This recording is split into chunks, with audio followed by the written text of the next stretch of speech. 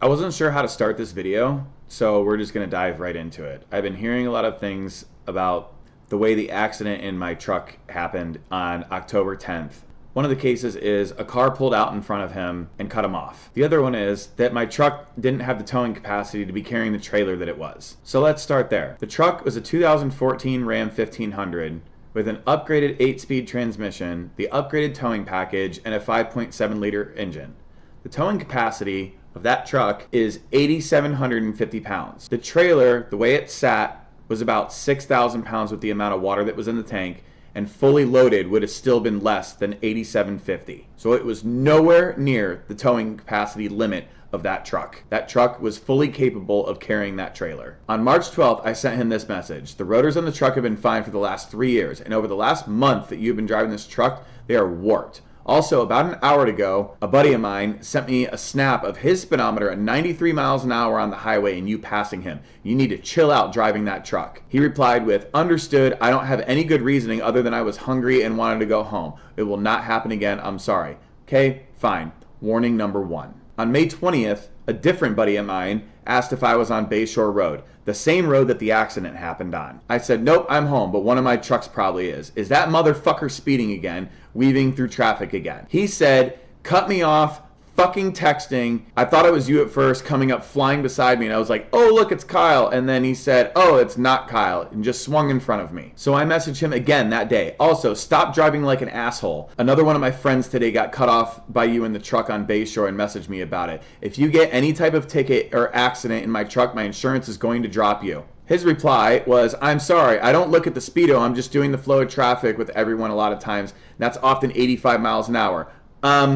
You don't do 85 miles an hour hauling a trailer behind a truck. When I need to make a pass, I maintain that I'm doing 90 to 95. He admits to doing 90 to 95 miles an hour hauling my trailer around. And when I look down, it looks like I'm being aggressive." Here's a screenshot I pulled from the day of the accident of him on the highway on his way up to Bayshore. October 3rd, 2024 at 2:30, 16 minutes before the accident happened. 85 miles an hour on the highway, hauling a trailer behind him. Here's where we get to the accident site. The pause area right here is the crash site. Bayshore, on this map, it doesn't look like it's that much of a curve, but when you're driving a truck, hauling a trailer, this curve is pretty aggressive. So before the curve, he was doing 69 miles an hour in a 50 mile an hour zone. Going through the curve, he's accelerating to 71 miles an hour, which means he's on the gas. Later, he admits to accelerating all the way up until the point where he hit the tree. This is where the lies start. Was coming around the Bayshore bend by Winn-Dixie, and someone pulled out from that little plaza. That little plaza is Tractor Supply. When I went to go take the left lane, the guy there slammed on the gas. I don't know what that means. Had to brake behind the person and it locked up the brakes.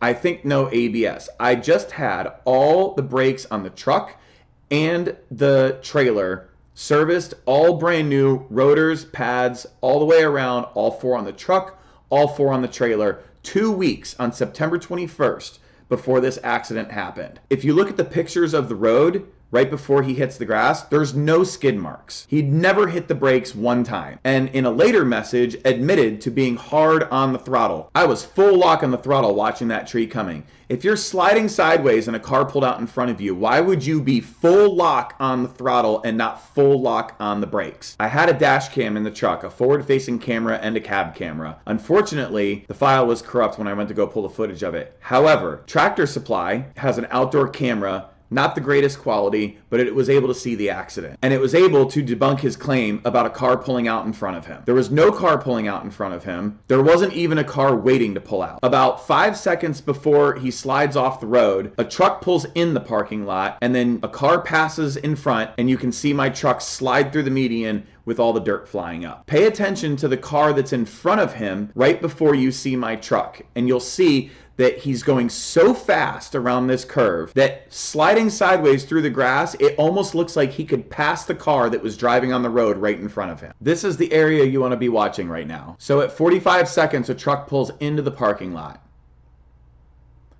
Then a car passes by, and there's my truck. flying. There was no reason to be doing 71 miles an hour in a 50 mile an hour zone, let alone carrying a trailer behind you. Now everybody knows the actual truth of what happened. Here's a few pictures I took of the truck at the tow yard afterwards. First of all, the towing yard was surprised that he even lived. So were the EMTs. Everyone was surprised that he lived with how hard he hit that tree and how fast he was going. The truck was wrapped so far around the tree that the towing company had to pull parts off of the truck just to get it off the tree. That's how fast he was going.